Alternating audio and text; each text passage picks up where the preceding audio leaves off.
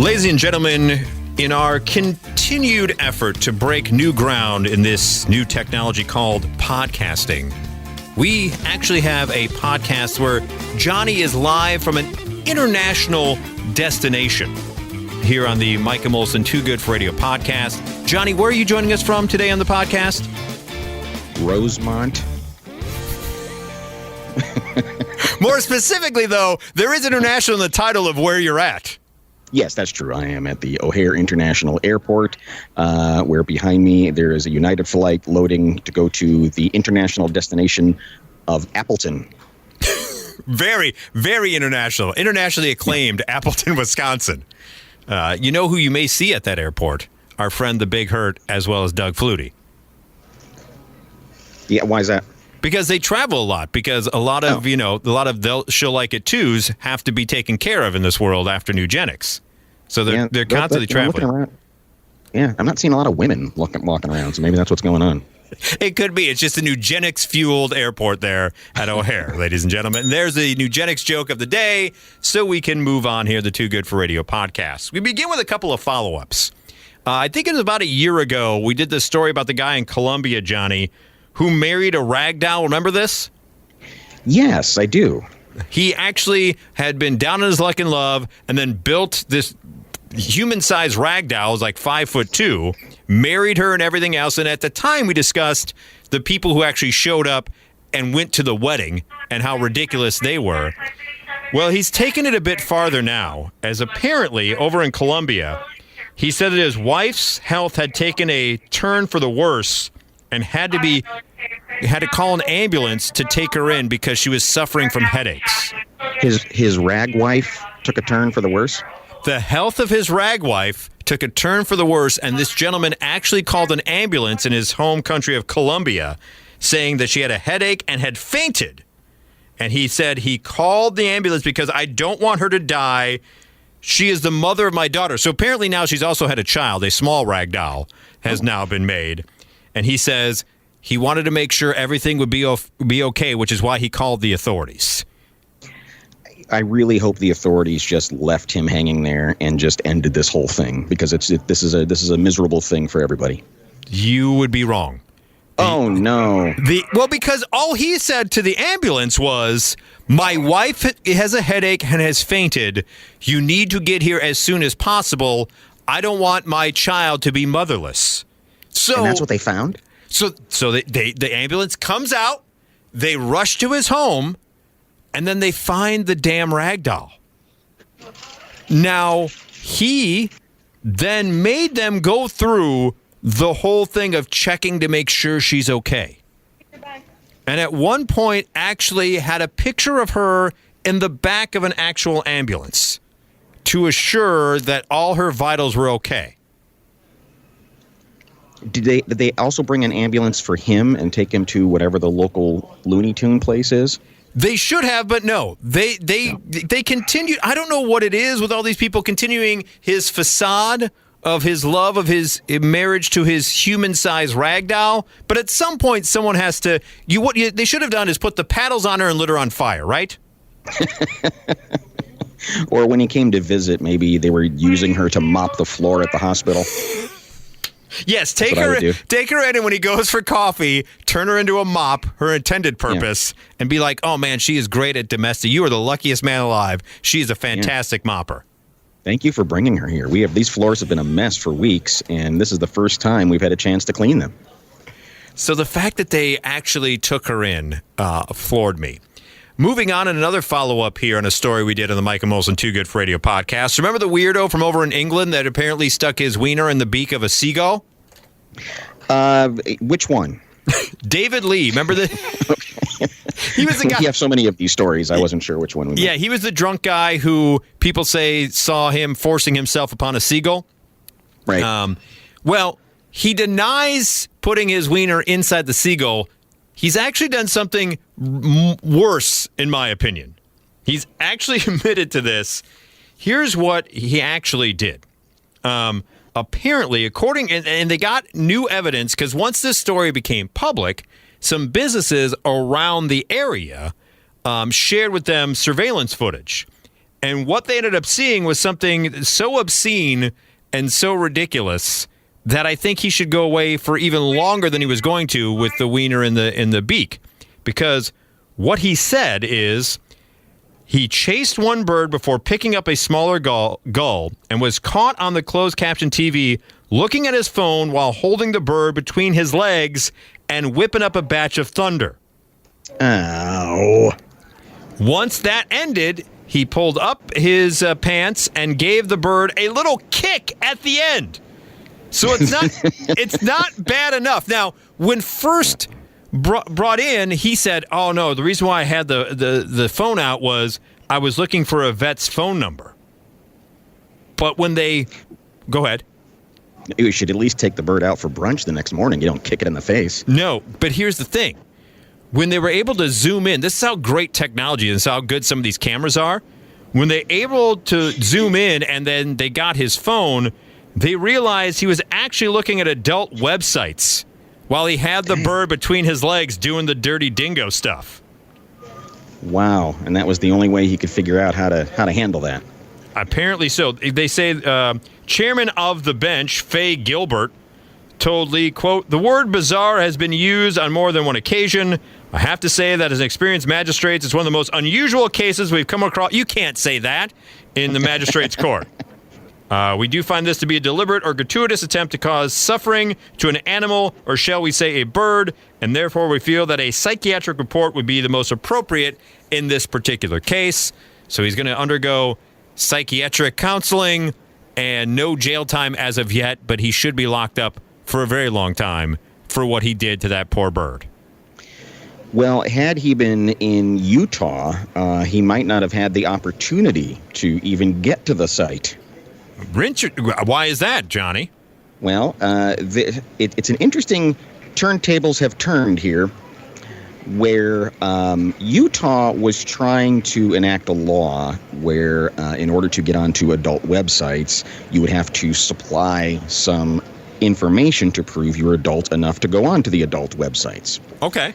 And that brings up so many complications, and so Pornhub has turned around and just said, all right, if you're in Utah, you just can't come to our site anymore. So Pornhub has banned all of Utah from their site. When I first read this story, I thought it was the government of Utah banning Pornhub, but it's the exact opposite. Pornhub is saying it's too much to deal with all the red tape in Utah, so Utah, you just don't get any Pornhub.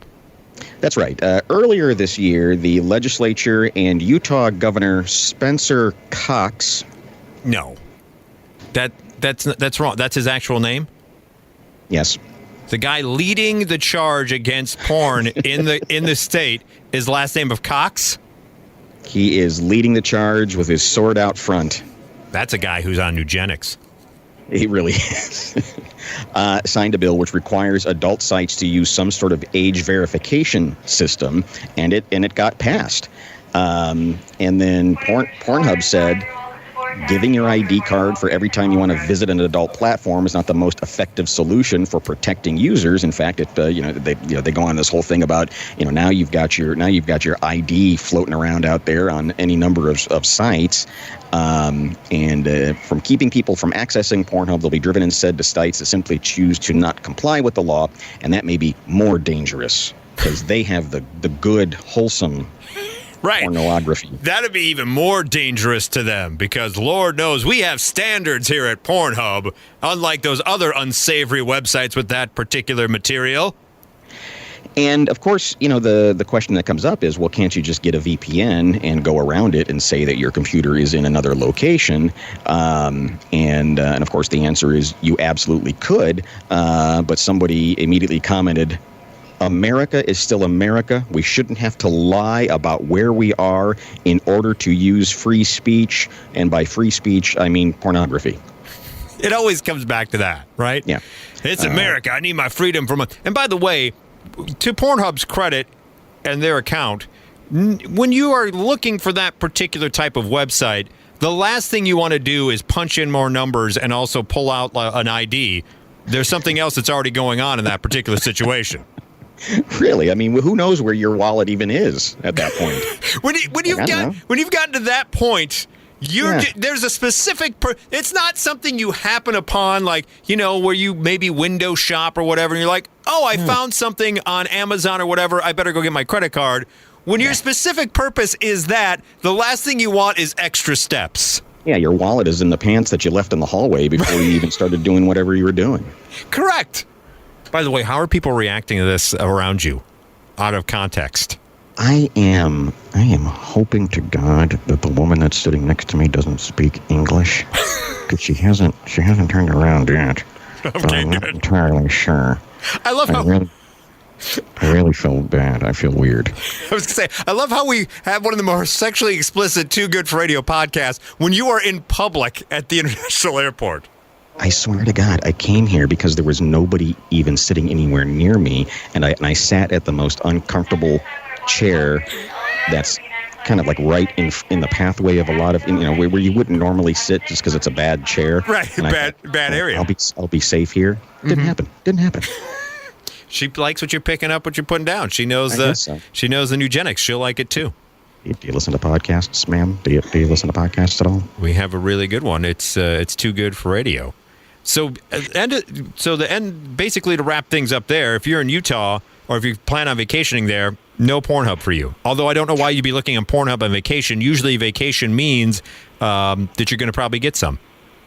And I guess when you log on in Utah, you obviously don't get to the site, but they send you to a different site that just has a video of an adult star saying, "I'm sorry, Utah sucks, so you can't see this."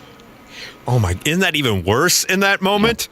If you forget about it and you go there and then you just see that and you go, "Oh." Go complain to Governor Cox. The reason why you can't get your porn, you know what they should have? You've been Cox blocked. Is what they should. Pornhub, if you're listening, we want money off that. Make the T-shirts. Hey, Utah, you've been Cox blocked. That's fantastic. It is the Mike and Molson Too Good for Radio podcast. You brought up a thing when you were sending me some of the stories you had for this week's podcast of someone who claims, and I didn't realize this was a thing. I knew there's a lot of phobias out there in the world, but I didn't realize there's something called hot phobia. Well, let me introduce you to Kirole Chavez, 21 years old, who is an adult entertainer on OnlyFans. Of course she is. And she just wanted to go to the grocery store. And so she goes to the grocery store wearing skimpy shorts and a tank top that's pretty much, not even a tank top. It's just kind of there. It's there because of social norms, but it's not covering as much as you probably would want. Yeah, more tank than top is coming out there. Some bazooms. And so she goes to the grocery store and they kick her out. She claims that she was minding her own business when she noticed other customers giving her, quote, hostile looks and aggressive insults. And she says, just came from the supermarket and was bullied for wearing too short clothes. Some people looked with prejudice, others cursed me, and finally I was kicked out.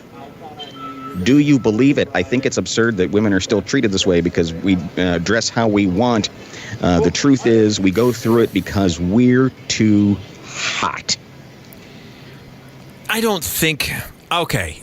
There's a couple of things going on here. One, I think that argument is out the door. You're not getting yelled at because you're too hot, right? People aren't staring at you going, "Oh my God, I can't shop here because that is one of the most attractive people I've ever seen, and I cannot handle that." It's the choice, and I see her point of like, "Hey, I want to wear what I want to wear," but it's a grocery store. There may be kids there, and I get it that, there are situations to where, I forgot something, you just have to run in. But come on. To say it's because it's hot phobia and not because maybe you're not wearing enough clothes, that's where her argument goes awry, in my opinion. And I'm really now intrigued by this new company that I've heard of, just in this very moment. She said she told her story to Nude PR. which that needs to be maybe a topic for next week's edition, is to find out exactly what nude PR does for the nude industry. But she says, I felt offended by the gratuitous hate I received. I think all these insults have more to do with the hot woman phobia that I face on a daily basis. Now, I will say you don't need to be hurling insults at her. I think sometimes we take it a bit too far. You could maybe give a glance and be like, I don't know if I'd be wearing that to the grocery store. But hot girl phobia that she has to take with a daily basis. This seems like she was. I have a feeling that she was shooting all this as part of an OnlyFans video of she was going to do something with something in the produce section. something with the Nugenics with the something. Yeah. Yeah, another woman apparently went viral earlier this year when she got candid about the ugly side to pretty privilege, claiming she's had to drastically alter her life because she is just too damn hot. Lady, I feel you. I know what that's like. If there's one person that knows about that, can feel your pain, it is one Johnny Molson. That's why it's so lonely out there sometimes. When you're that damn pretty, it's really, really lonely. And that's why nobody's looking at me while I'm doing this nude podcast. This obscene podcast in the middle of O'Hare. That's right, because you're just too pretty. Like I said, avert your eyes. Yes, please do not look at me. Like I said, I think it's more about outfit choice than it is hotness in that particular instance. But if you see it, that's the other part about it is, too, I do see her point. Why would you go out of the way to then hurl insults at someone? Right? If you don't like what they're wearing, you don't like what they're wearing. Just go about your business and finish your grocery shopping. The people who take their time out of their day to verbally run down the person, just tell someone that works at the grocery store being like, hey, kids are around. She's making me feel a little uncomfortable. Could you address it? Yeah, Carnival is next week. Exactly. Not in the grocery store. And finally, on the Too Good for Radio podcast, I don't know about you, Johnny, but early this week when the news broke that one Mr. Gordon Lightfoot had passed away, the amount of people that tagged us on Facebook and the individual text I got was kind of dumbfounding to me. Like, I understand we had our issues with old Gordo over the years, but when he died, many people thought to immediately go to us because of the passing of Gordon. I think that's perfectly reasonable. I think we would need to be the first to know. I mean, it's not like there's going to be a lengthy retrospective on his amazing life of making people miserable. I think who else is going to comment on his life but us? Well, that's it. That's the thing where I thought to myself then, I was like, there are certain individuals that if Hamburger Jones were to die, let's hope that never happens, because we would actually mourn that death instead of celebrate the passing of Gordon Lightfoot. There are just it's just weird that, certain celebrities get kind of put in and associated with us. And Gordon Lightfoot was one of them. And as the chef said, or the cook said, in the Wreck of the Evans Fitzgerald song, I wish I could say it was good to know you, Gordon, but I don't know if it was or not. I love the various headlines from across the country. New York Times, Gordon Lightfoot's Wreck of the Edmund Fitzgerald, an unlikely hit. Singer Gordon Lightfoot, a Canadian rare talent, dies at 84. Canadian rare talent. By the way, did you see Geddy Lee of Rush? Rush is one of those niche bands for like big music nerds and everyone loves their musicianship. I believe Geddy Lee said that Gordon Lightfoot may be one of the greatest Canadians ever. Oh my God, Geddy Lee, come on. Isn't that a little hyperbole for Gordon Lightfoot? Of course it is. Of course it is. Let me ask you this. If you were stuck having to listen, like this would be a special place in hell. You have to make a choice. You only can listen one or the other for the rest of time. Anne Murray or Gordon Lightfoot? Who are you listening to? Oh, Anne Murray all day. Anne Murray all day. Yeah, she's a delight compared to Gordon Lightfoot, isn't she? Oh, yeah. Yeah, Anne Murray rolled up with Paul Anka and Bryan Adams all at once. I'll take them all. Give me anything but Gordon Lightfoot. One of the most renowned voices to come from Toronto's Yorkville folk club scene. Good. You really had to stretch to make that one work, right? You really did. Wasn't he the only voice? Like, tell me who else was in the Yorkville folk music club. Give me one other person that had a minor hit, even in Saskatchewan, out of that club. Is that a thing? I mean, I know that there was a folk scene in California and Berkeley and those kinds of stuff, but I don't know that there was a Yorkville, Toronto. There was not. That's not where folk singers come from. No, it's not at all. I mean, he was an unlikely hit, but to your an unlikely guy with hits. But to your point, he came out at just the right time, where it was just a suck fest of music. Yeah, there was something going on from like 1973 to 1976, somewhere between, the end of really cool soul music coming out of Motown, like Stevie Wonder and all that kind of stuff. And then all of a sudden we turned into James Taylor and Gordon Lightfoot and Al Croce or whoever. I mean, just all those. Croce. Al Stewart, I think, is the guy. I don't know. As an Al, horrible person too. There's an Al in there somewhere. Let me ask you this: there's going to be right at his funeral, as the hearse drives on, "Carefree Highway" will be playing in the background, right? I think so. That's probably who's going to show up, or just all those infernal, America and Bread and all everybody else. Is gonna show. If there's one funeral service, if they do show up, that if something were to happen to where the rest of them could be taken out as well, I would be fine with that. These songs are so miserable and depressing, it's possible that at his service, there will be more deaths. I fully expect that. Well, Phil Collins had his death stare. Gordon Lightfoot had his death songs. They'll start playing these songs, and people will just say, what's the point? Why even go on at this point? Do you think, to that point then, do you think there'll be a mad dash to get into the grave before the coffin actually gets dropped? Of like, what is it, lemurs, or not lemurs, whatever it is that jump off the cliffs? Right. You know what I'm saying? I do. Yeah, so we'll see if lemurs. that... Right, no, not lemurs. What am I, yeah, I can't think of it either. Oh, my God. But you know what I'm talking about, right? They're the animals that everyone just goes, lemmings. Lemmings. Oh, thank God. She'll like it too. Oh my goodness. See what happens? You start talking about he makes your brain mush. Two intelligent men. We couldn't come up with the word lemming. Much like the Emmett Fitzgerald, your intelligence sinks when you listen to Gordon Lightfoot. Good riddance. Yes, good riddance to bad rubbish and good riddance to bad podcasts as we wrap up this edition of the Mike and Molson Too Good for Radio podcast, live from the international mecca that is O'Hare Airport. Johnny Molson, thank you so much. It's always a pleasure. And safe travels, and we will speak again next week.